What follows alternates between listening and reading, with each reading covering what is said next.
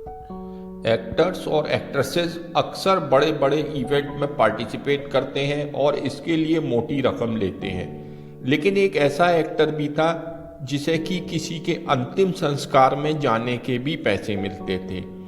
इतना ही नहीं, रोने पर और भी ज्यादा पैसे दिए जाते थे। पैसा ही सब कुछ होता है, अगर पैसा नहीं तो आपकी सफलता के कोई मायने नहीं। चंकी पांडे के बारे में अब तक जितना भी जाना और पढ़ा है, उससे यही लगता है कि वे हाल में the great Indian Kapil show में आए और एक चौंकाने वाला एक और खुलासा किया। उन्होंने बताया कि वो एक्स्ट्रा अर्निंग के लिए एक्टिंग के अलावा अन्य इवेंट पर भी निर्भर थे। चंकी पांडे ने कपिल शर्मा के शो में बताया कि वो कुछ भी ऑफर मिलता था कर लेते थे। कई बार तो उन्हें अंतिम संस्कार में शामिल होने के लिए भी पैसे मिले। इतना ही नहीं, रोने के लिए एक्स्ट्रा पैसे भी मिलते थे। चंकी पांडे ने कहा, जब मैं एक्टर के रूप में करियर शुरू कर रहा था तो हमारे पास एक्स्ट्रा इनकम का केवल एक ही स्रोत था और वो था इवेंट्स में जाना।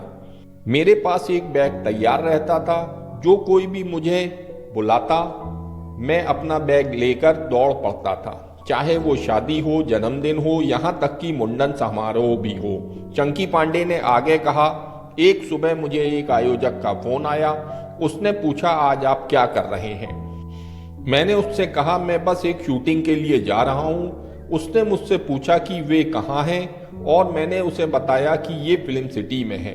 उन्होंने कहा, भाई रास्ते में एक छोटा सा इवेंट है, 10 मिनट के लिए आना, पैसे अच्छे हैं। मैंने कहा ओके। चंकी पांडे ने आगे कहा, फिर उन्होंने मुझसे पूछा, अगर तुम आ रहे हो तो सफेद कपड़े पहनो और आओ। मैंने ज्यादा नहीं सोचा, सफेद कपड़े पहने और कार्यक्रम स्थल पर पहुंच गया। मैं वहां पहुंचा और देखा कि बाहर सफेद कपड़े पहने कई लोग खड़े थे। मैं धीरे धीरे अंदर गया और लोग मुझे घूर रहे थे। वो आपस में फुसफुसा रहे थे कि चंकी पांडे आया है, और मैं सोच रहा था कि क्या हो रहा है। मैं भोला भाला था। चंकी पांडे ने कहा, मैंने शव देखा और मुझे एहसास हुआ कि मैं अंतिम संस्कार में था। मैं भोला भाला था और मुझे लगा कि जब तक मैं पहुंचूंगा तब तक आयोजक की मृत्यु हो चुकी होगी। मैंने कोने में आयोजक को देखा और उसे बुलाया। उसने कहा, सर चिंता ना करें, आपका पैकेट मेरे पास है, यानी कि पैसे मेरे पास हैं।